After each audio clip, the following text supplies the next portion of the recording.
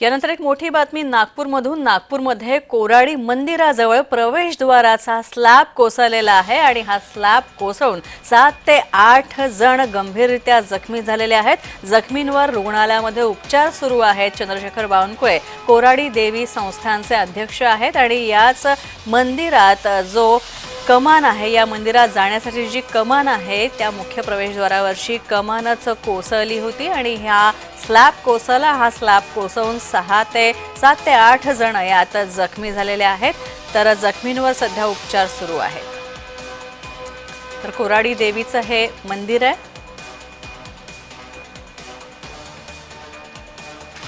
तर जखमींवर रुग्णालयामध्ये उपचार सुरू आहेत। कोराडी मंदिराजवळ प्रवेशद्वारावरचा जो स्लॅब आहे तो स्लॅब कोसळला आहे काही वेळापूर्वी आणि या अपघातामध्ये स्लॅब कोसळून 7 ते 8 जण गंभीररित्या जखमी झाले आहेत।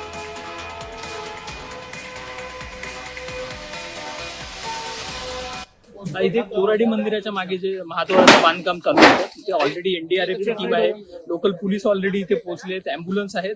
ते कुठल्याही प्रकारची कॅज्युअल्टी आतापर्यंत रिपोर्ट झालेली नाहीये, तरी देखील काही शक्यता नाकारता येत नाही म्हणून आपण आता पुढचं सर्व तिथे एक्सकॅव्हेशन करून चेक करत आहोत, परंतु आतापर्यंत काही कुठलीही कॅज्युअल्टीची शक्यता इथे दिसत नाहीये।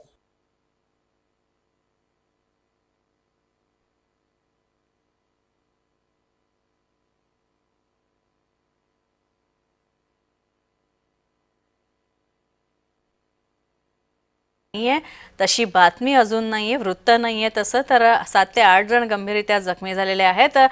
कोराडी मंदिराजवळचा प्रवेशद्वाराचा हा स्लॅब होता, जुना कदाचित हा स्लॅब आहे आणि त्यामुळे हा स्लॅब अचानक कोसळला आणि 7 ते 8 जण गंभीररित्या जखमी झालेले आहेत। नागपूरमधल्या कोराडी मंदिर देवीच्या या मंदिराजवळच्या प्रवेशद्वाराचा हा स्लॅब कोसळला।